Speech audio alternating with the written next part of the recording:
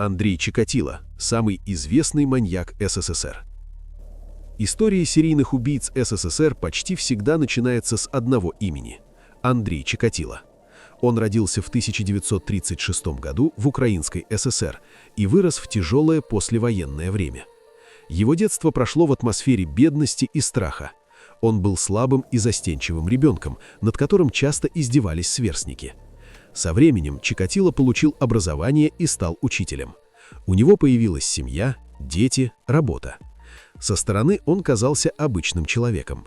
Но в конце 1970-х годов началась серия убийств, которая потрясла весь Советский Союз. Жертвы пропадали возле железнодорожных станций и автобусных остановок. Чаще всего это были дети или молодые женщины. Чикатило знакомился с ними, разговаривал, а затем уводил в лесополосу рядом с железной дорогой. Там происходили жестокие убийства. Тела находили изуродованными. Следствие длилось более 10 лет. За это время милиция задержала множество подозреваемых, но настоящий убийца продолжал оставаться на свободе. Лишь в 1990 году, после масштабной операции, следователям удалось задержать Чикатило. На допросах он признался в 56 убийствах. Суд доказал 52 преступления. В 1994 году он был казнен. Его дело стало одним из самых громких в истории СССР. Михаил Попков, ангарский маньяк. Если Чикатило стал символом преступлений позднего СССР, то Михаил Попков стал самым кровавым серийным убийцей современной России. Попков работал сотрудником милиции в городе Ангарск. Он участвовал в расследованиях преступлений и считался дисциплинированным сотрудником. Но ночью он превращался в охотника. Попков подвозил женщин на служебной машине, иногда предлагал помощь, иногда просто знакомился, а затем отвозил их в безлюдные места за городом. Там происходили убийства. На протяжении многих лет жертвы продолжали исчезать. Следствие долго не могло понять, кто стоит за этими преступлениями. Но в 2012 году анализ ДНК позволил установить личность убийцы. Михаил Попков признался более чем в 80 убийствах. Это делает его одним из самых жестоких серийных убийц в мировой истории. Александр Пичушкин, битцевский маньяк. В начале 2000-х годов в Москве начали происходить странные убийства. Тела находили в одном и том же месте – в Битцевском парке. Сначала следователи не видели связи между преступлениями, но со временем стало ясно – все жертвы встречали одного и того же человека – Александра Пичушкина. Он приглашал людей выпить вместе, затем уводил в глубину парка. Там он нападал на жертв с молотком. Иногда он сбрасывал тела в канализационные колодцы. На суде Пичушкин заявил, что хотел убить 64 человека по числу клеток на шахматной доске. Суд доказал 48 убийств. Он был приговорен к пожизненному заключению. Сергей Головкин, последний казненный убийца России. Сергей Головкин казался тихим и незаметным человеком. Он работал на конном заводе и редко привлекал внимание окружающих. Но в конце 1980-х годов начали пропадать подростки. Позже следствие выяснило, что Головкин похищал мальчиков возле железнодорожных станций.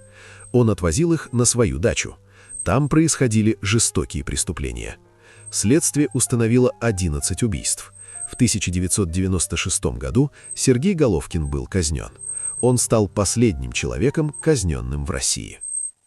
Николай Джумагалиев, железный клык. История Николая Джумагалиева стала одной из самых шокирующих в позднем Советском Союзе. Он родился в Казахстане и с детства испытывал серьезные психологические проблемы. Позже специалисты отмечали, что у него проявлялись признаки тяжелого психического расстройства. Джумагалиев начал убивать в конце 1970-х годов. Его преступления отличались особой жестокостью. Он нападал на женщин, убивал их, а затем совершал каннибализм. Сам Джумагалиев утверждал, что слышал голосы, которые приказывали ему убивать. Следствие установило причастность Джумагалиева к нескольким убийствам. Однако точное число жертв остается неизвестным. В 1980 году его арестовали. Вместо смертной казни его признали невменяемым и отправили на принудительное лечение. Позже он несколько раз сбегал из психиатрических учреждений, что вызвало огромный общественный страх. Валерий Андреев, Орский маньяк. Один из самых разыскиваемых преступников современной России. Валерий Андреев работал дальнобойщиком. Он ездил по стране и пользовался профессией для поиска жертв. Следствие связывает его с исчезновением женщин в Оренбургской области. Он знакомился с женщинами на дорогах, предлагал подвезти, а затем они исчезали. По версии следствия, жертв может быть несколько десятков. Андреев до сих пор находится в розыске. Его дело остается одним из самых загадочных в современной криминальной истории России. Анатолий Сливко. Иногда преступниками оказываются люди, которым общество доверяет больше всего. Анатолий Сливко был руководителем подросткового туристического клуба. Он организовывал походы, соревнования и экспедиции. Родители считали его примерным педагогом. Но за этой репутацией скрывалась страшная правда. Сливко заманивал подростков под предлогом тренировок и экспериментов. В период с 1960-х по 1980-е годы он убил 7 мальчиков. Во время обыска следователи обнаружили видеозаписи его преступлений. В 1989 году он был приговорен к смертной казни. Геннадий Михасевич, витебский душитель. В 1970-х годах на территории Белоруссии начали находить тела женщин. Жертвы были задушены. Следствие продолжалось много лет. Следствие не могло найти убийцу. Более того, за некоторые убийства были осуждены невинные люди. Настоящий преступник продолжал жить обычной жизнью. Им оказался Геннадий Михасевич. Он убил 36 женщин. Иногда он даже участвовал в поисковых отрядах, которые искали убийцу. Но в 1985 году следователи все-таки разоблачили его. Василий Кулик. Василий Кулик был военным врачом. Со стороны он казался образованным и интеллигентным человеком. Но в 1980-х годах он начал похищать девочек. Кулик заманивал жертв и совершал жестокие убийства. Следствие доказало 13 убийств. В 1993 году он был казнен. Владимир Муханкин. Владимир Муханкин стал известен как один из самых жестоких подражателей Чикатило. Он начал совершать преступления в 1990-е годы. Его жертвами становились случайные люди. Муханкин совершал нападения с особой жестокостью и оставлял следы, напоминающие преступления Чикатило. В 1996 году его арестовали. Он был приговорен к пожизненному заключению. Почему эти истории до сих пор пугают людей? Серийные убийцы СССР и России часто жили двойной жизнью. Днем они могли работать, общаться с людьми, выглядеть нормальными членами общества.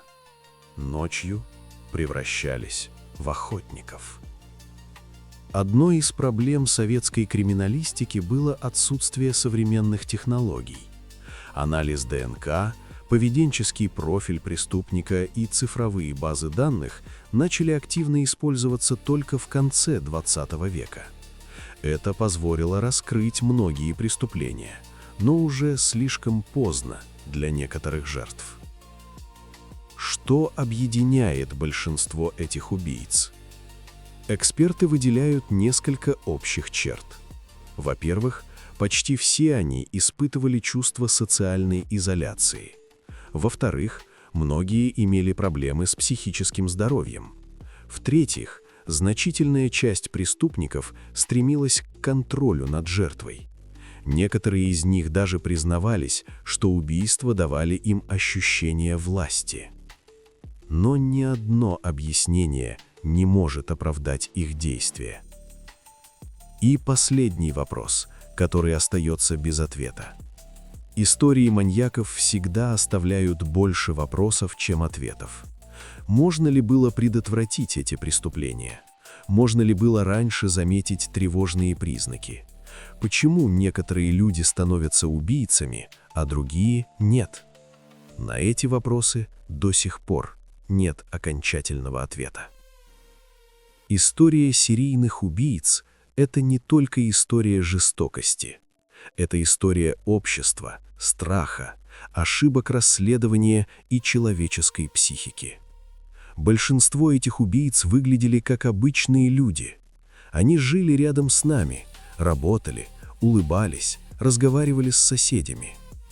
И именно это пугает сильнее всего. Потому что иногда зло не приходит извне. Иногда оно рождается внутри обычной жизни. И мы никогда не можем быть полностью уверены, что рядом с нами его нет.